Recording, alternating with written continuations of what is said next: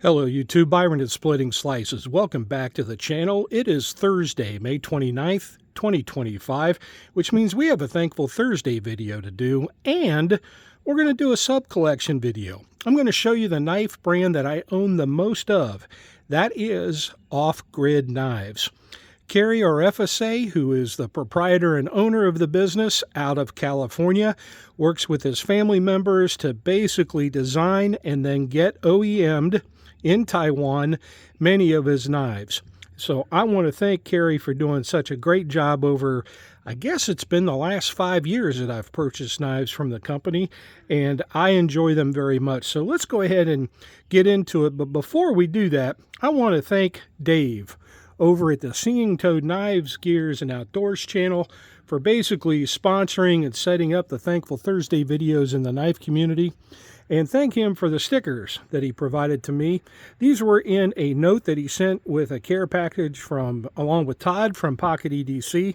I had not opened that note until after I filmed my Thankful video about 2 weeks ago. So Dave, I just wanted to let you know, yes, I did get your stickers. Thank you very much. I love the hat, wear it a lot. And thanks for doing these series of videos. So let's get into it. Also going to tag Joe Steele of the Steel Mindset Knife channel, who does Off-Grid Knives Thursdays. Joe, you're going to get to see all that I have. So let's get into it. The first one I ever picked up was the Caiman XXL. Beautiful knife, a 14C 28N steel. This is the blackout version. Has a beautiful clip point bowie style blade with a nice little harpoon and a compound ground on it.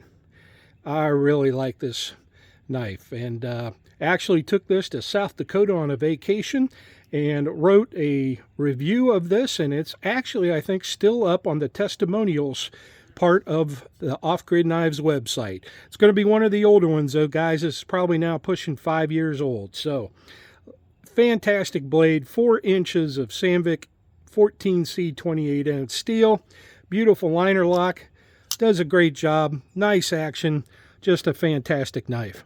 Second folder I picked up was the Off-Grid Knives Enforcer XL Red Dawn Edition, so the XLRD.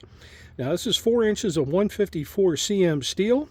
That's stainless, but it is black washed, and a beautiful G10 extra heavy duty diamond scale pattern on that G10. It is probably the grippiest knife that I own. Nice stamped pocket clip, screws that are recessed in to the G10, so no catching on pockets. Another liner lock, great lockup, and again, falsetti action. Just a really good heavy duty folder, and I use it a lot. This is also probably one of my most used knife brands, which is also why I enjoy it. Now this third folder is a giveaway win from G-Ball Vision. So I want to thank Greg at his channel. Now this is the Stinger Rapid Fire Series. So this is a spring assisted knife. It's got that saber spear point ground blade, compound ground. I believe this is also, this is Cryo D2 steel on this one. Stamped pocket clip, 3.5 inch blade, and this is the blackout version. Nice jigged scales on this, provides a lot of grip, and of course this is spring assisted and is part of their Rapid Fire series. And these were primarily developed for the military and police and fire, EMTs as well. So this is the Rapid Fire Stinger EDC.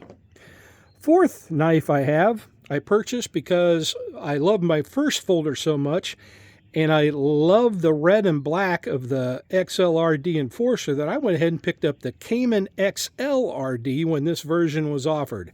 Now this was a limited edition. I don't believe they're offered anymore, but it's got that 4-inch bowie style blade. Now on this one, again, it's also Sandvik 14C 28N. So as good as the first one was, this one's even better. I just like the aesthetic of it. I like the look of it a little better. And yeah, does a great job as a heavy-duty folder. So the Caiman XLRD. And finally, my latest folder that I picked up is just a gem of an EDC folder. As I said in my review of this here just a week or two ago, other than the 3 T6 pocket screws holding the pocket clip in, if those were redesigned to be T8s, this would be the perfect execution of a large EDC knife. This is the Stinger XL version 2, and they're calling this the drop point version. But this is, I think it's the same blade shape as their V1, which they called a spear point, but this one is not saber ground. You can see that this is a full flat grind on this blade. And it does improve the slicing capability of this knife and just makes it to be a super EDC folder. If you've got large hands looking for a big folder, this is at the right price. I believe this is also, let's see, double check here. This is also 154 cm steel. Good stainless steel, easy to sharpen. And of course, this is the blackout model. But they offer another coyote tan version if you're not interested in the blackout. But just an all-around fantastic heavy-duty folder. This is really seeing a lot of pocket time now between this and my Cold Steel Recon 1. These are probably my 2 favorite heavy-duty work folders that I have. The Stinger XL version 2. All right, let's take a look at my fixed blades. Now, I've had more, but I've actually gifted a few. And I've also gifted 1 or 2 folders over the years for different giveaways and things. So let's go ahead and take a look at the fixed blades I have. We have the Ridgeback version 1, which is basically about a 5-inch blade. This is 150, this is 14C28N Sandvik steel. And this is my bushcraft knife because this is a Scandi ground blade and is sharper than the dickens. One of the sharpest knives I own and does a great job as a wood crafting camp knife, processing wood at a campfire. This does fantastic.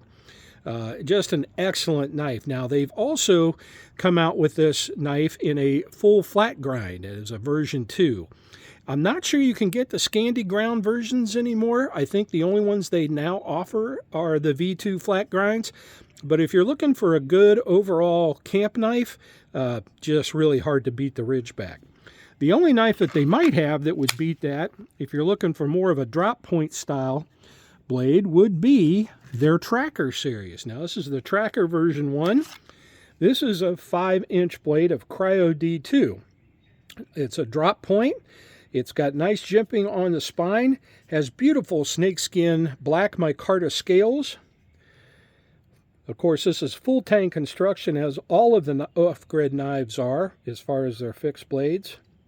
Cryo D2, you have the lanyard hole at the back if you care to use that. Just an all-around, good purpose, all-purpose drop point blade knife. Great for camping. So this is my off-grid Tracker X version 1. Okay, now we're going to get to my latest fixed blade addition to the series, and this is my Grizzly camp knife. And this is a chef knife / camp knife out of their camping series that they released about a year ago. Comes in, I think, 2 or 3 different configurations, but it is basically what I'm going to go ahead and call is basically a modified Santoku. So it just is a really good blade for processing food, doing some camp type activities. Now again, this is 14C28N steel.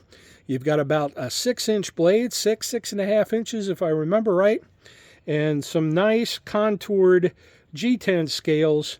Just makes it a really nice all-purpose camp knife, but primarily was put together to be basically a food knife for out in the field. So again, this is the Grizzly camp knife, chef's knife from Off Grid Knives. And finally, we take a look at the little fixie that I have carried every day around my neck as my neck knife for probably the last 4 years. And I've used this so much that unfortunately I've had to stop wearing it this last week because the Kydex sheath has gotten a little loose. It has lasted me almost every day for 4 years, almost 4.5 years. And I've just got to heat this up press it again and get a little bit better fit on this, because I have lost this in my bib overalls when it fell out here about a week ago, and I don't want to take that risk or chance of hurting myself. But it has been a fantastic EDC neck knife carry. This is the Off-Grid Knives all-day necker. Comes in 2 configurations. You can get it in a stone-washed silver satin finish, or you can get it in this black-washed stone finish, tumbled finish. Beautiful neck knife. I highly recommend these, and has just been a super little D2 steel blade with a little thumb ramp there, jimping all the way up, even over here toward the tip if you got to make a couple little utility cuts.